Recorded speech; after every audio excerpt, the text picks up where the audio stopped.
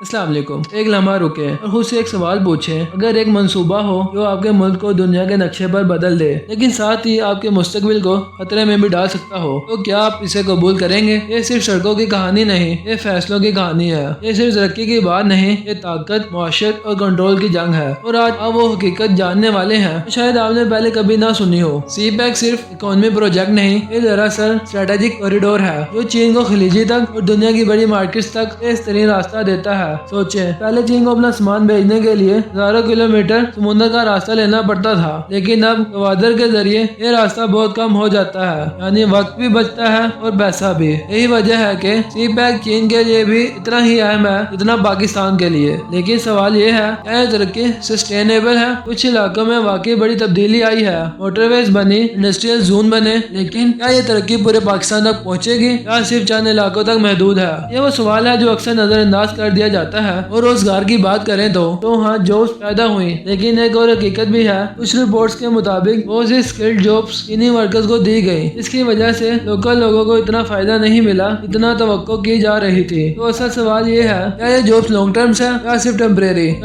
ये वो लफ्ज जो बड़ी बड़ी डिस्कशंस में आता है, लेकिन असल खतरा कहाँ है? खतरा सिर्फ कर्ज लेने में नहीं, बल्कि इसमें है कि हम इन प्रोजेक्ट से इतनी आमदनी पैदा कर रहे हैं कि ये कर्ज वापस हो सके। अगर जवाब नहीं है तो फिर ये तरक्की नहीं बल्कि एक फाइनेंशियल ट्रैप बन सकता है। यहाँ एक और अहम एंगल है, सी पैक सिर्फ पाकिस्तान और चीन का मामला नहीं, बल्कि दुनिया की बड़ी ताकतें इसे गौर से देख रही है, क्योंकि जो भी मुल्क ट्रेड रूट्स को कंट्रोल करता है वही असल ताकत रखता है। सी पैक एक इकोनॉमी प्रोजेक्ट होने के साथ साथ एक जियोपॉलिटिकल गेम भी है। गवादर एक ख्वाब जो अभी मुकम्मल नहीं हुआ। कुछ जगहों पर तरक्की नजर आती है, लेकिन मकामी लोगों के मसाइल भी हैं, पानी की कमी, रोजगार के महदूद मौके, बुनियादी सहूलतों की कमी। ये वो हकीकत है जो अक्सर दिखाई नहीं जाती। अगर गवादर को कामयाब बनाना है तो सिर्फ इंफ्रास्ट्रक्चर काफी नहीं, बल्कि लोगों की जिंदगी बेहतर बनाना भी जरूरी है। यहाँ आकर एक बात वाज़ेह हो जाती है, सी पैक ना मुकम्मल फायदा है और ना मुकम्मल नुकसान। ये एक टूल है जो या तो पाकिस्तान को ऊपर ले जा सकता है या फिर नीचे ला सकता है। ये डिपेंड करता है फैसलों पर, लीडरशिप पर और एक्सिक्यूशन पर। असल मसला रिसोर्सेज की कमी नहीं, असल मसला है मैनेजमेंट। अगर कॉर्पोरेशन हो,